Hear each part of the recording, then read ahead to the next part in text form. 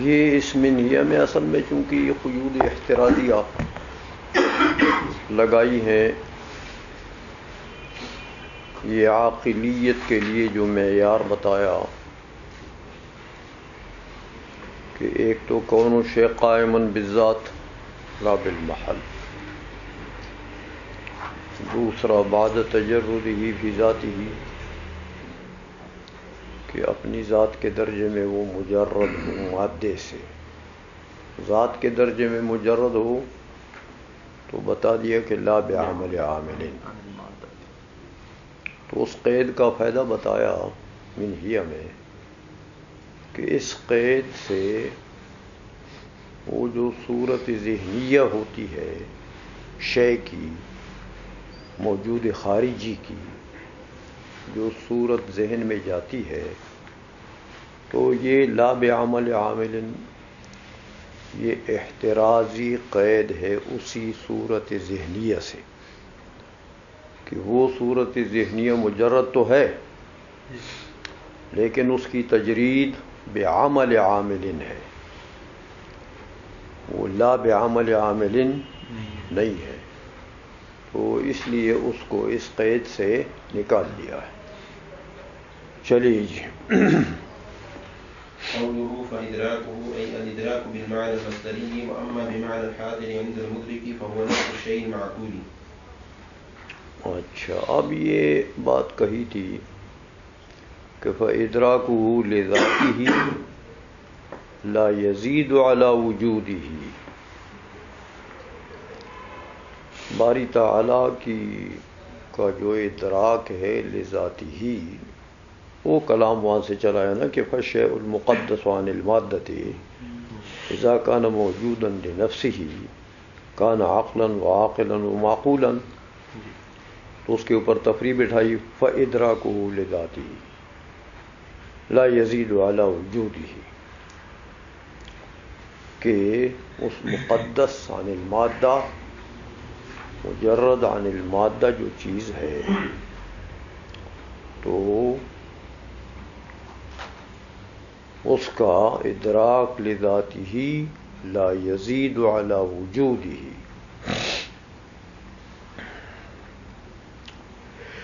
تو یہاں اعتراض ہوتا ہے، اس کا جواب دیتے ہیں کہ میاں ادراک وجود کے بھی دو معنی آتے ہیں، آپ نے پڑھا ہے ایک بمعنی مصدری اور ایک وجود حقیقی، اسی طرح ادراک کے بھی دو معنی آتے ہیں، ایک مصدری اور ایک ادراک بمعنی حاضر عند المدرک۔ تو یہ جو کہتے ہیں وہ کہ فإدراکہ لذاتہ لا یزید علی وجودہ، تو یہ ادراک سے کون سا معنی مراد ہے، اور یہ جو وجود کے ساتھ متحد ہے، وجود سے شے زائد نہیں ہے، وجود کون سا ہے، کس وجود سے متحد ہے اور کس وجود سے گویا کہ زائد نہیں ہے، کہ وجود کے بھی دو معنی ہیں، تو اس کا جواب دیتے ہیں، کہتے ہیں میاں یہاں ادراک بمعنی مصدری ہے، بمعنی حاضر عند المدرک نہیں ہے، کیونکہ حاضر عند المدرک تو موجود کا عین ہے، ممکن کا عین ہے یا موجود کا عین ہے، کہ حاضر عند المدرک جو ہوتا ہے وہ کبھی کبھی تو شے کی ذات نہیں ہوتی نا، غیر بھی ہوتی ہے، جیسے ممکنات ہیں باری تعالیٰ کے سامنے حاضر ہیں، تو حاضر عند المدرک کے معنی میں اگر لیں گے تو پھر تو ہر جگہ جو بھی حاضر عند المدرک ہوگا وہ لا یزید علی وجودہ، ایسا تو نہیں ہوتا، سمجھا گئی ہے؟ تو یہ ادراک جو ہے یہ بمعنی مصدری ہے، اس سوال کا جواب دے دیا ہوں۔ اے الادراک بالمعنی المصدری، ادراک سے مراد یہاں پر معنی مصدری ہے، اور وجہ یہ ہے کہ وہ اما بالمعنی الحاضر عند المدرک وهو نفس الشيء المعقول. حاضر عند المدرک کے معنی میں اگر ادراک لیتے ہو تو وہ تو مدرک کا عین نہیں ہے، وہ مدرک کا عین ہے. شے معقول معلوم کا عین ہے، اس لیے اس کے متعلق تو نہیں کہا جا سکتا کہ گویا کہ وہ بھی وجود کا عین ہے. چلو میاں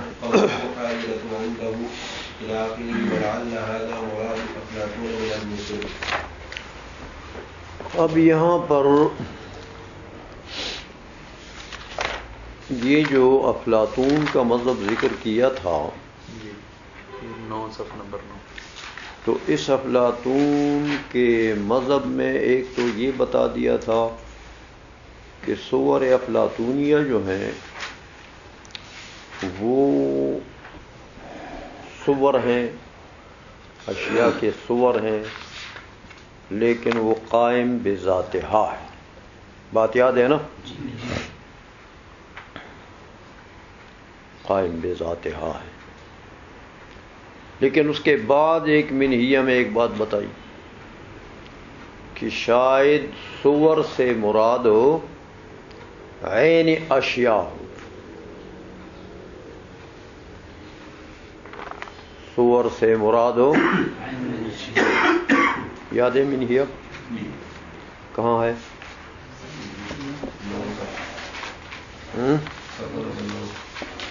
صفحہ نمبر 9 میں ہے.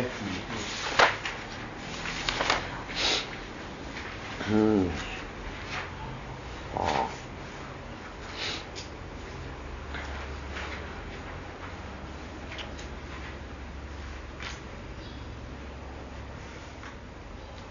وہی المثل الافلاطونیہ، یاد ہے؟ دیکھا کہ یہ صور مجردہ قائمۃ بذاتہا جو ہے وہی المثل الافلاطونیہ، یہ تو یہ بات ہو گئی ہے نا. لیکن اس کے علاوہ ایک اور بات آئی ہے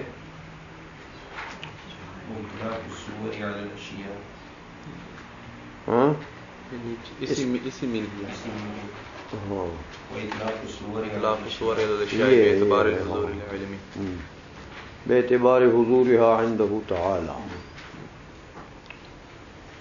یہ کہ مرادہ بالصور نفس تلک الاشیاء.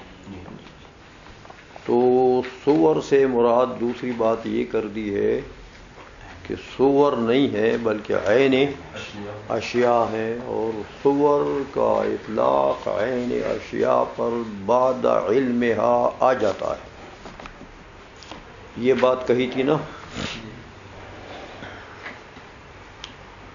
تو یہاں پر قاضی نے یہ کہا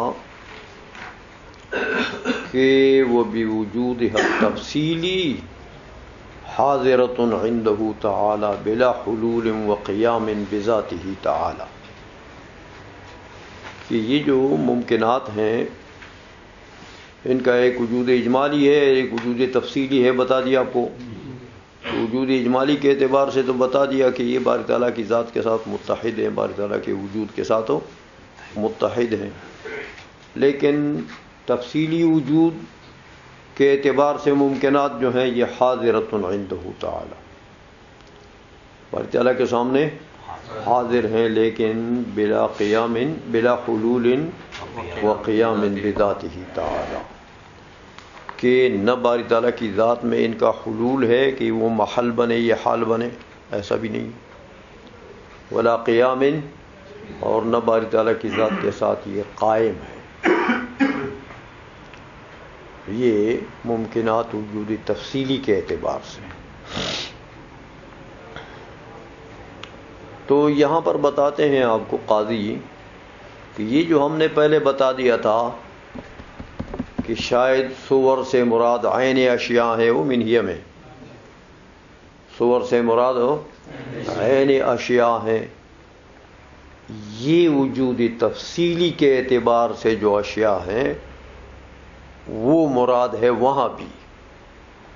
وہ جو منہیہ میں بتایا کہ شاید صور افلاطونیہ سے کیا مراد ہے؟ عین اشیاء. تو عین اشیاء کے تو دو وجود ہو گئے، ایک وجود اجمالی اور ایک وجود تفصیلی. تو وجود اجمالی کے اعتبار سے تو باری تعالیٰ کی ذات کا عین ہے، باری تعالیٰ کے وجود کا عین ہے، تو وہ وجود تو نہیں لیا جا سکتا. لہذا وہ جو ہم نے بتایا تھا کہ عین اشیاء صور افلاطون سے مراد وہ عین اشیاء کا وجود تفصیلی ہے. وجود تفصیلی کے اعتبار سے مراد لیے جا سکتے ہیں کہ وہ وجودی تفصیلی کے اعتبار سے باری تعالیٰ کے ذات کے ساتھ نہ قائم نہ حلول ہے، جیسے افلاطون کا مذہب ہے کہ قائم بذات ہا ہے، باری تعالیٰ کی ذات کے ساتھ قائم نہیں ہے. یاد ہے؟ اس لیے اس کی تفسیر بتا دی کہ لعل ھذا مراد افلاطون من المثل، مثل سے مراد افلاطون کی مراد یہی وجودی تفصیلی ہے. سمجھا گئی ہے؟ چلو میں قوله ذوات الجائزات إلى آخره. قال الأستاذ في بعض حواشيه ويعينك عليه حال الأوصاف الانتزاعية بالقياس إلى موصوفاتها التي هي منشأ انتزاعها، فإن من يدرك منشأ الانتزاع يدرك ذلك الشيء بأن ينتزع منه. فالممكنات كلها بمنزلة الأوصاف الانتزاعية والاعتبارات الأصلية له سبحانه، وهو عز شانه بمنزلة منشأ انتزاعها. بل الصوفية قائلون به حيث قالوا ليس في الوجود إلا الواجب تعالى. وإن الممكنات أمور اعتبارية، فإن العالم عندهم أعراض مجتمعة اعتبارية منتزعة عن حقيقة موجودة واحدة بحسب الحقيقة، فعلمه تعالى بذواتها ينتفي في علمه تعالى بذاته بحيث لا يعرف عنه شيء، وتفسيره لا يليق بهذا المقام. اچھا میاں، اب وہ جو سوال ہوا تھا وہ تحقیق سے اس کا جواب دیتے تھے. یاد ہے سوال جواب؟ تو فرماتے ہیں جواب میں کہ ان ذوات الجائزات بطبائعها ووجودها، یہ جتنے ممکنات ہیں یہ اپنی ماہیات اور اپنے وجودات کے ساتھ کیا ہیں؟ اضلال و آثار لذاته ووجوده تعالی، یہ سائے ہیں. یہ ممکنات مع اپنے وجودات اور طبائع کے یہ اضلال ہیں اور آثار ہیں باری تعالیٰ کی ذات کے لیے اور باری تعالیٰ کے وجود کے لیے. تو پھر وہ اجمال کا تیسرا معنی بتانے لگے نا. یاد ہے جو اجمال کے پر اعتراض ہوا تھا نا کہ دو معنی ہیں یہاں پر تو کوئی نہیں بن سکتا. تو فَهُوَ كَالْحَالَةِ الْإِجْمَالِيَّةِ الْبَسِيطَةِ، یہاں سے وہ اجمال کا تیسرا معنی بتانے لگے. تو بہرحال یہ جو بات بتائی ہے کہ یہ تمام ممکنات کی ذوات معائے اپنے ماہیات اور وجودات کے یہ آثار ہیں باری تعالیٰ کی ذات اور وجود کے، آثار ہیں، اضلال ہیں. تو وجود باری تعالیٰ اور ذات باری تعالیٰ تو عین ہے، لہذا یہ اضلال ہیں، آثار ہیں، یعنی معلولات ہیں، آثار ہیں باری تعالیٰ کی ذات کے.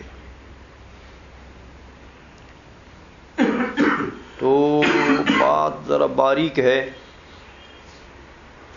کہ یہ سارے ممکنات معائے ماہیات و وجودات یہ باری تعالیٰ کی ذات واحدہ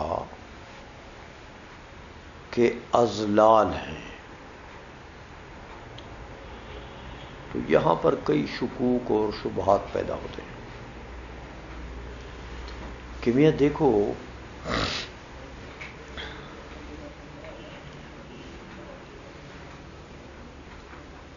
یہ اضلال ہیں باعتبار ماہیت اور وجود کے. تو مطلب یہ ہوا کہ گویا کہ ان کا کوئی اپنا وجود حقیقی نہیں ہے، یہ کوئی موجودات حقیقیہ نہیں ہے.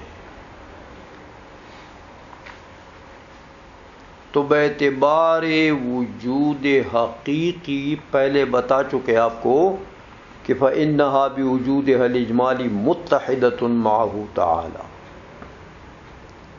وجود اجمالی کے اعتبار سے باری تعالیٰ کے وجود کے ساتھ یہ سارے متحد ہیں۔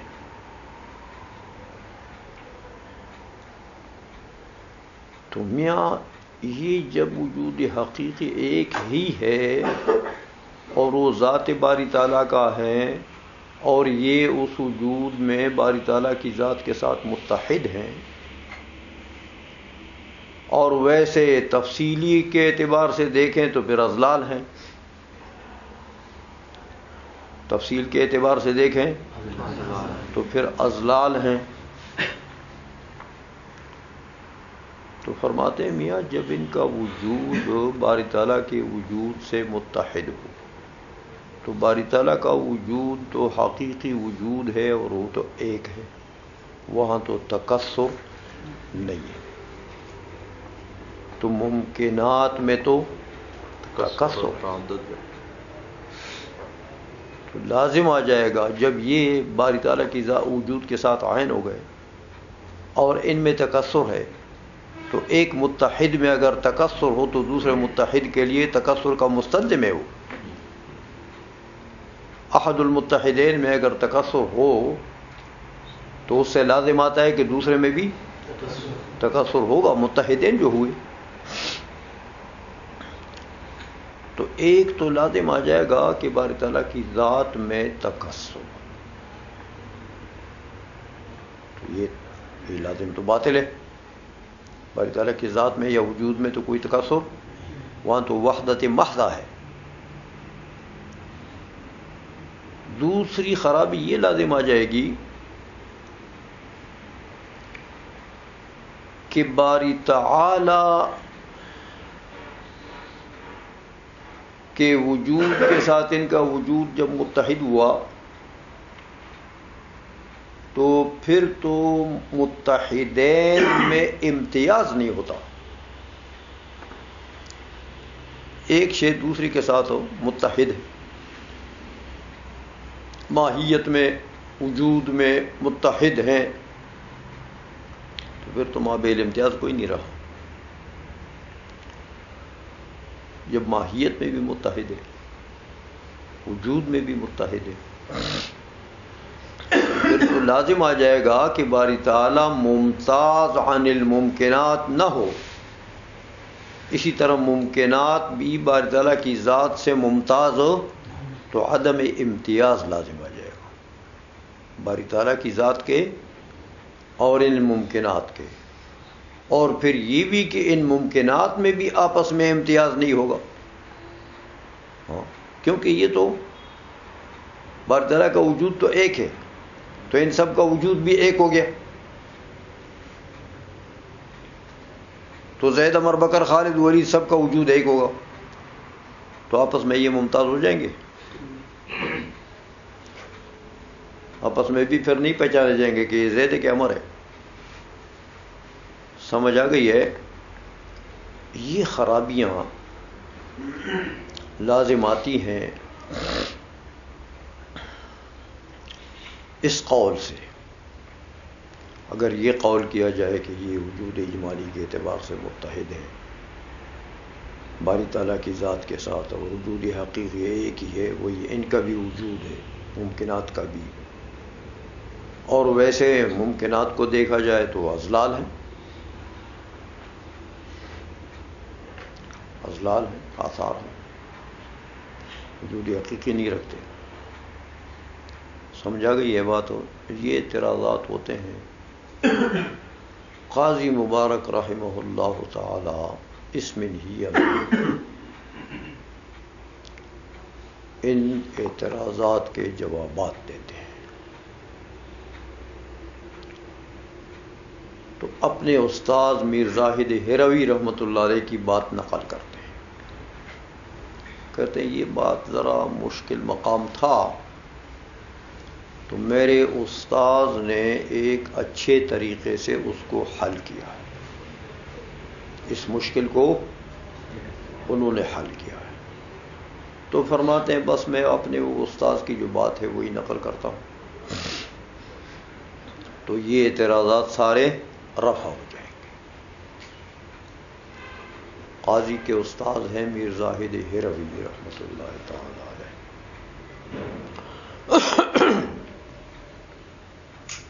میر زاہد ہروی رحمۃ اللہ علیہ بڑے پیر بھی تھے، ہاں بہت بڑے سجادے کے صاحبزادے تھے۔ خانقاہ کوہی ہرات میں نقش بندیہ سلسلے کے بہت بڑا ایک خانقاہ تھا۔ ان کے والد صاحب جو تھے قاضی محمد اسلم صاحب رحمہ اللہ تعالی، وہ ان کے والد وہ جدی پشتی پیر تھے، لیکن جاہل پیر نہیں تھے، علماء تھے۔ ہاں لاہور میں ان کا مزار رکھا ہے۔ ان کے والد صاحب قاضی اسلم صاحب کا شیخ قلعے کے اندر، ہاں شیخ قلعے کے اندر لاہور میں، کدھر؟ شاہی قلعہ میں؟ بادشاہ ملک کے ساتھ شیخ قلعہ، اس کے اندر کس نے کہا شاہی قلعہ میں؟ وہاں لوگ کہہ رہے تھے۔ استاد صاحب قبلہ فرمایا کرتے تھے کہ میں نے بہت ڈھونڈا لاہور میں، بڑے پرانے لوگوں سے پوچھا بھی، علماء سے بھی پوچھا، لیکن مجھے لاہور میں قاضی محمد اسلم صاحب کا مزار معلوم نہیں ہوا۔ شیخ قلعے کے اندر جو ہے وہاں نیچے طے خانہ جانا پڑتا ہے۔ شاہی قلعے میں تہ خانہ جو ہے جی نیچے بہت نیچے گہرائی میں ہے، اس کے اندر ہے، اس کے اندر اس پر کوئی لکھائی ہے؟ لکھا بھی ہے کیا لیکن وہ اندر جانے نہیں دیتے، وہ بند کیا ہوا انہوں نے۔ اور دور سے لوگ جا کے دعا کرتے ہیں۔ آخر یہ استاد صاحب قبلہ کی تو یہ ساتھ جیل بھی ہے، ہاں ساتھ جیل بھی ہے۔ تو جیل میں اس نے کیا کرنا تھا؟ اس زمانے میں اس کا وہ تہ خانہ ہے نا، تہ خانے میں ساتھ جیل بنائی ہے اب انہوں نے۔ ابھی بنائی جیل؟ یہ اس دور میں جو پچھلی حکومت تھی نا، جو بڑے بڑے غدار ہوتے ہیں وہاں نیچے ڈالتے ہیں ان کو۔ انہوں نے تو تہ خانہ بنایا تھا بادشاہ نے۔ ہاں خیر جو بھی تھا، لیکن بہرحال یہ بہت بڑا سجادہ تھا ایک زمانے میں۔ تو میر زاہد ہروی رحمۃ اللہ تعالی علیہ نے اس مشکل کو حل کیا ہے۔ اس لیے قاضی رحمہ اللہ تعالی فرماتے ہیں کہ میں اپنے استاذ کی بات کرتا ہوں۔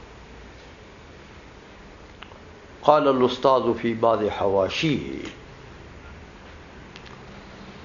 میرے استاذ نے بعض حواشی میں یہ بات کہی ہے۔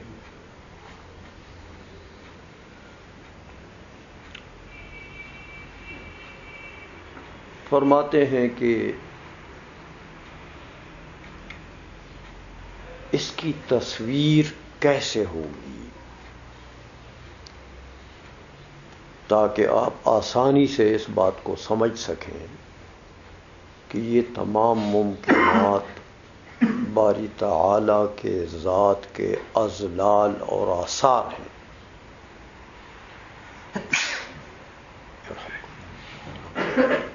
اس کی تصویر کیسے ہوگی؟ تو میر زاہد ہروی رحمۃ اللہ علیہ نے فرمایا کہ دیکھو، ایک طریقے سے میں آپ کو سمجھاتا ہوں۔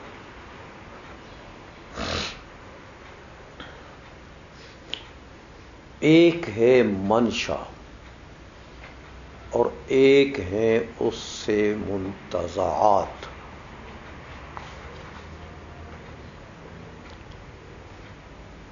صفات انتزاعیہ سمجھو، منتزعات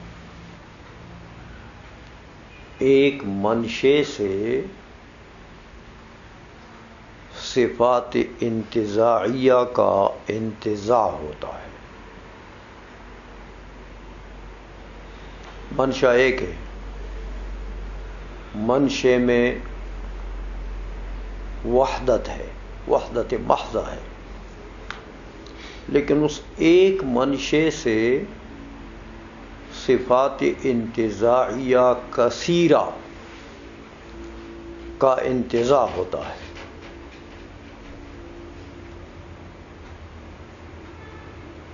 سمجھا گئی ہے؟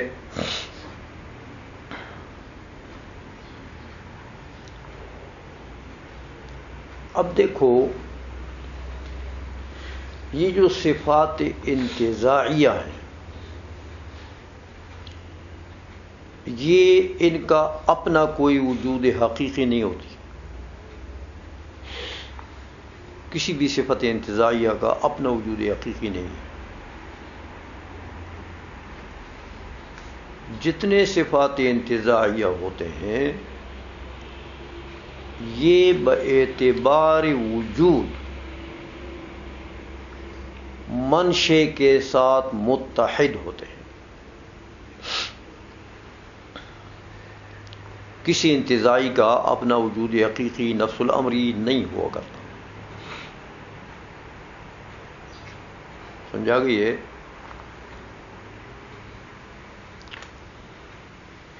تو ان کا وجود کیا ہے انتزاعیات کا؟ وہی جو منشے کا وجود ہے.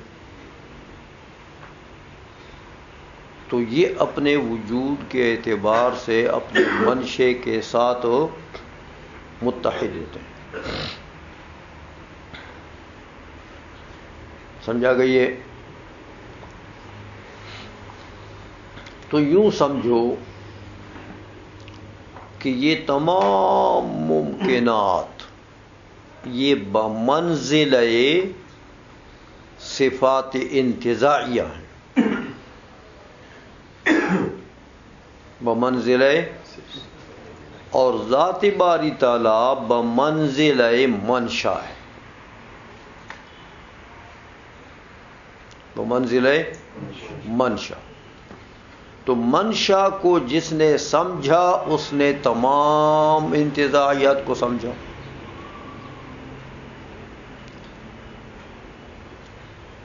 کیونکہ وجود تو ایک ہی ہے، وہی منشے کا وجود. تو جس کو منشے کا علم آیا تو منشے کے علم کے ضمن میں تمام انتزاعیات کا علم آ گیا کہ یہ منشا جو ہے وہ منشا انتزاع ہے، وہ اصل ہے، وہ وجود حقیقی رکھتا ہے. اور یہ جو انتزاعیات ہیں یہ تو اس کے سمجھو اضلال ہیں، آثار ہیں. سمجھا گئی ہے؟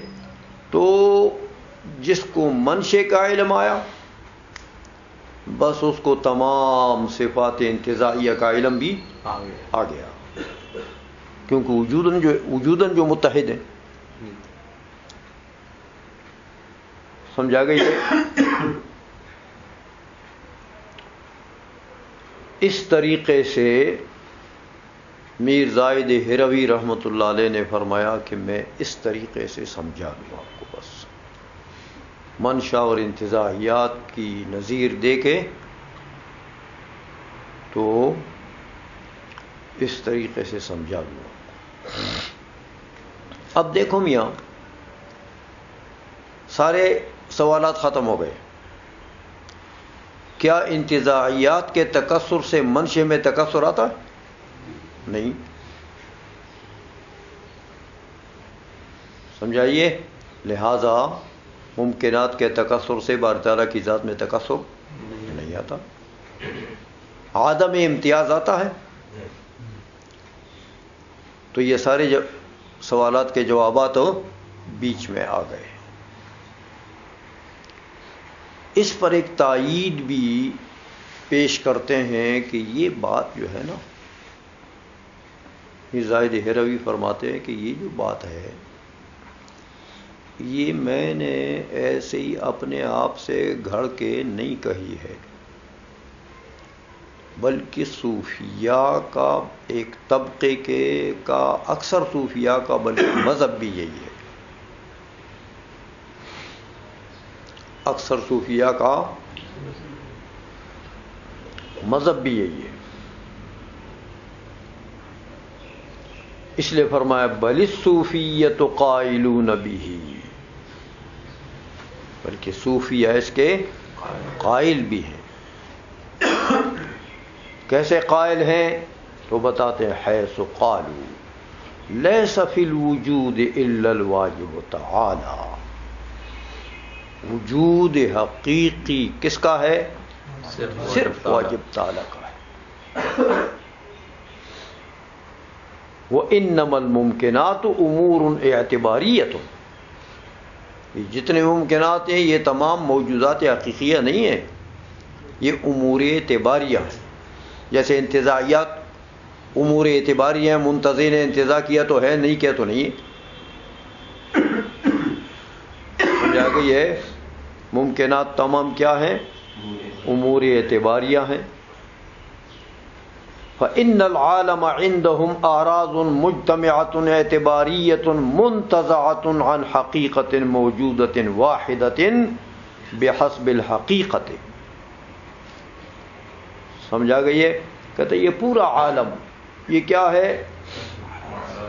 اعراض اعتباریہ کے اجتماع کا نام ہے، تبلیغیوں کا اجتماع ہے. سمجھائیے؟ آج ہے تو کل نہیں. سمجھا گئی ہے؟ تو یہ تمام عالم جو ہے بس اس کو ایسا سمجھو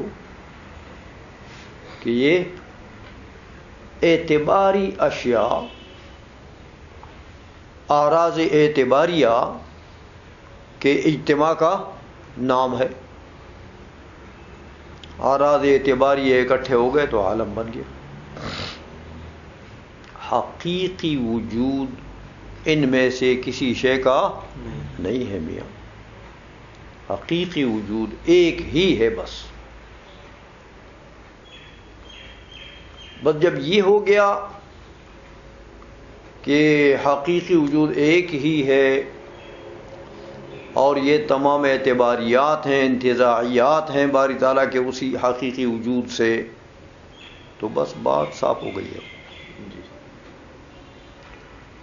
کہ ممکنات کی ذوات و طبائع و ماہیات یہ سب مل کے تو اس حقیقی وجود سے منتزع سمجھو. سمجھا گئی ہے؟ تو وجود تو ان کا اپنا ہے نہیں نا، ان کا وجود تو وہی ہے جو باری تعالیٰ کا وجود ہے. تو باری تعالیٰ کا وجود اپنی ذات کا عین ہے. ہاں، تو باری تعالیٰ کو اپنی ذات کا علم ہے، تو باری تعالیٰ کو اپنی ذات کا علم ہے تو اسی علم کے اندر ان تمام ممکنات کا علم آ گیا. سمجھ میں آ گئی ہے؟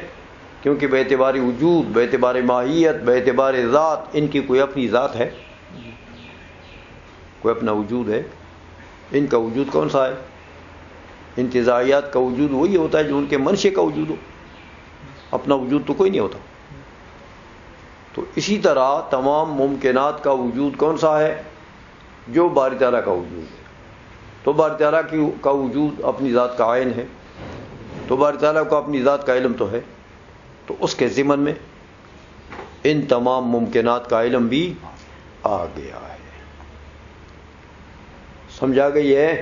تو وہ بات جو انہوں نے شرح میں کہی تھی کہ ان ذوات الممکنات بطبائعها ووجودها اضلال واثار لذاته ووجوده تعالی، وہ بات سمجھ آ گئی نا اب کہ یہ آثار ہیں، اضلال ہیں. میر زاہد ہروی رحمۃ اللہ علیہ نے اس کی یہ نظیر دے دی سمجھانے کے لیے. سمجھا گئی ہے؟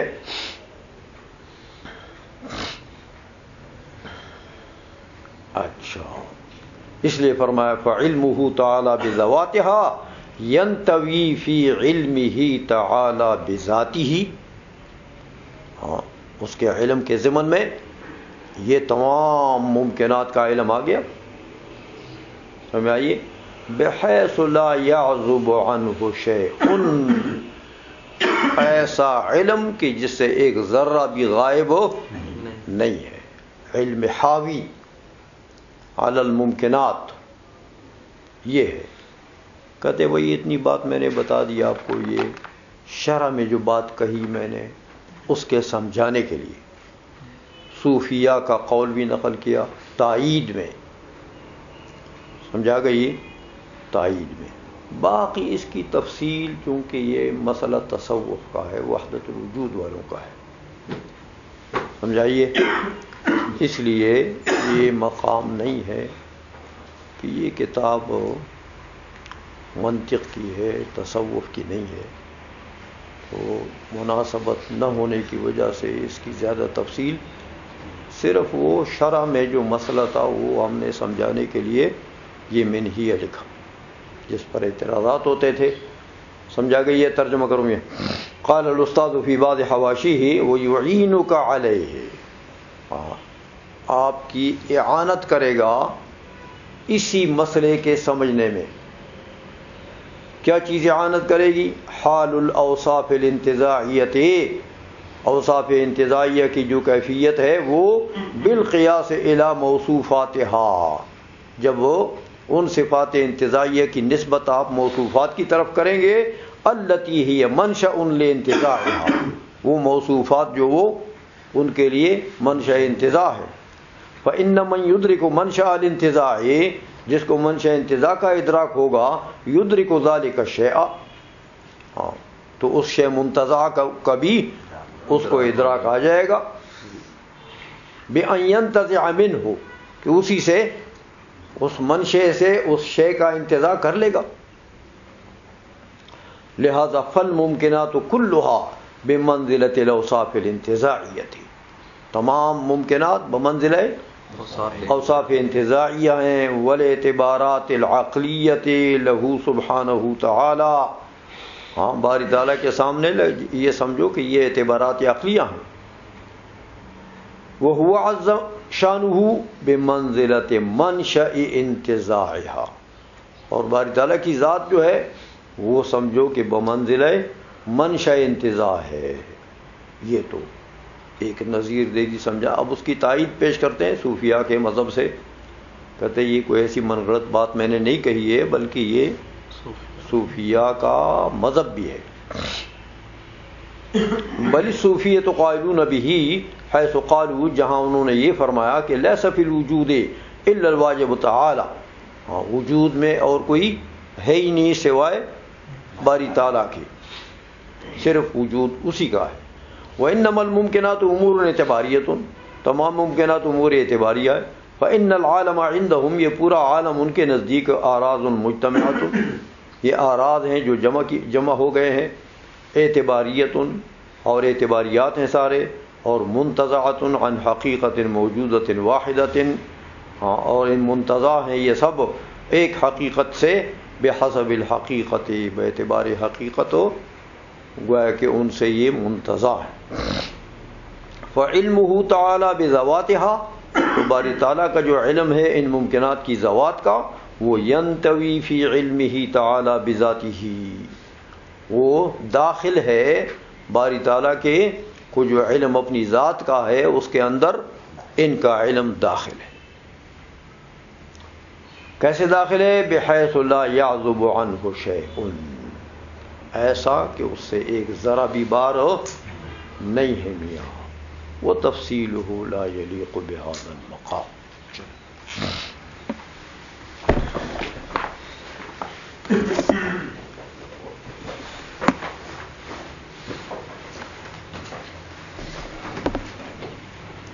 اچھا میاں